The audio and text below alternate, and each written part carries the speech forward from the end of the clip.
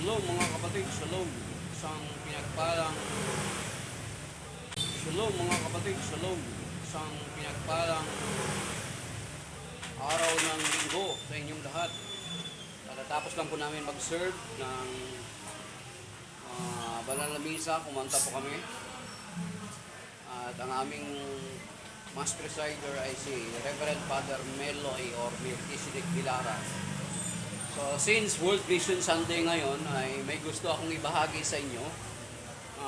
Kung gusto ninyong malaman, especially kung Katoliko kayo, sana pakinggan nyo. Pero kung hindi naman, ida-download ko ito sa Facebook, then ipopost ko. Okay. So, ang isi-share ko sa inyo, bakit daw ang mga pare ang akusasyon ng iglesia na itinatag ni Felix Manalo dito sa Pilipinas noong July 27, 1914 sa Punta Santa Ana, Manila. Ang akusasyon nila sa Catholic Church ay aral demonyo daw ang Catholic Church. Ang basihan nila yung sa 1 Timothy chapter 4 verse 1 to 3 na nakalagay kasi doon na ang basahin natin para maintindihan nyo, ito yung background ng allegation or akusasyon nila sa atin.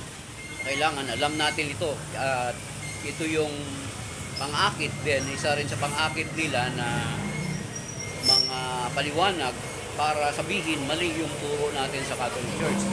Sabi dito, maliwanag na ang sinasabi ng Espiritu sa huling panahon, sabi dito, maliwanag na ang sinasabi ng Espiritu sa huling panahon, yan, huling panahon huling panahon.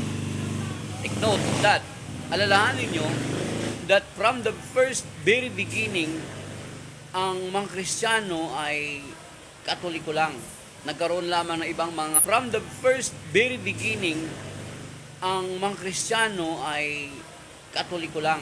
Nagkaroon lamang ng ibang mga Kristiyano noong 15th century, noong 1517. Noong si Martin Luther, Augustinian monk o Agustinong pari, humiwalay sa Catholic Church, nag-post ng kanyang 95 thesis doon sa Germany sa opisina ng obispo doon sa Germany. So, nagkaroon lamang ng ibang sekta. So, ang tinutukoy dito sa huling panahon, later, sabi dito, sa huling panahon, iiwan ng ilan ang pananampalataya. Iiwan ng ilan ang pananampalataya. Take note, from 1st century until 1,500 years, the Christian church that exists is only the Catholic Church. Maliban noong 1054 AD, ay humiwalay ang Orthodox Church sa Catholic Church. Whereas they have almost the same liturgy sa Catholic Church kasi may mga pare din sila, mga vestment nila, may mga icon din sila, may mga religious, almost similar sila sa Catholic Church.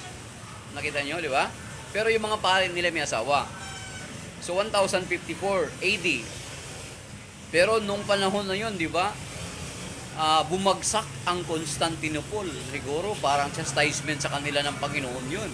Kasi humiwalay sila sa Catholic Church that was established by our Lord Jesus Christ.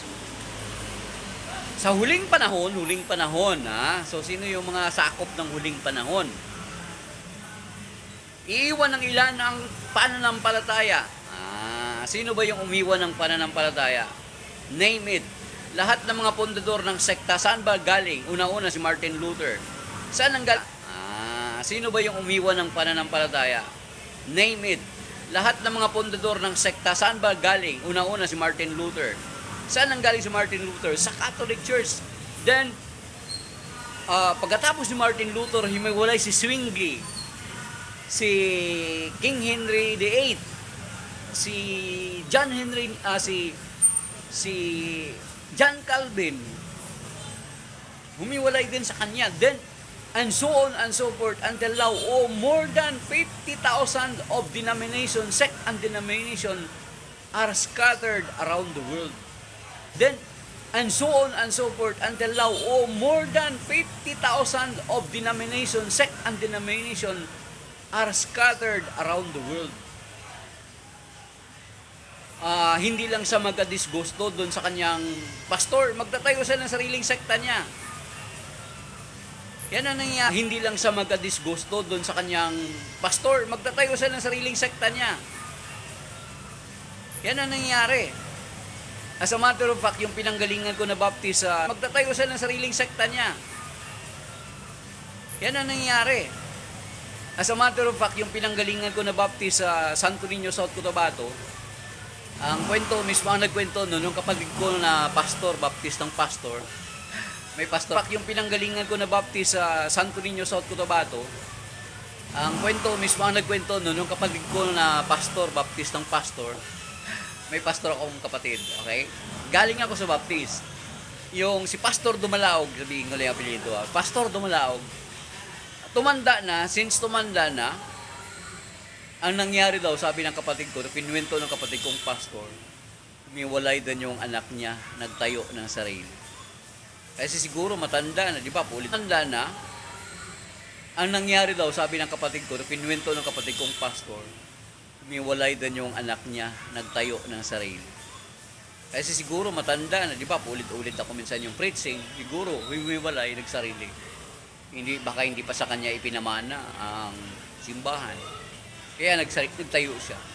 That is, yan yung nangyari. So sa huling panahon, iiwan ng ilan ang pananampalataya. So, sila yung nag-apostasy. Sila yung humiwalay sa simbahan. Hindi ang na-apostatize, the church founded by the Lord Jesus Christ. Kasi ang church founded by the Lord Jesus Christ, may pangako na hindi ito matatalikod. Hindi ang na-apostatize, the church founded by the Lord Jesus Christ. Kasi ang church founded by the Lord Jesus Christ, may pangako na hindi ito matatalikod. Doon sa Matthew 16, sabi niya, upon this rock, Matthew 16 verse 13 to 18, sabi niya, Jesus Christ, may pangako na hindi ito matatalikod. Doon sa Matthew 16, sabi niya, upon this rock, Matthew 16 verse 13 to 18, sabi niya, thou art Peter, and upon this rock, I do not proceed to be ordained. Do not proceed to be ordained as priest. Have your wife.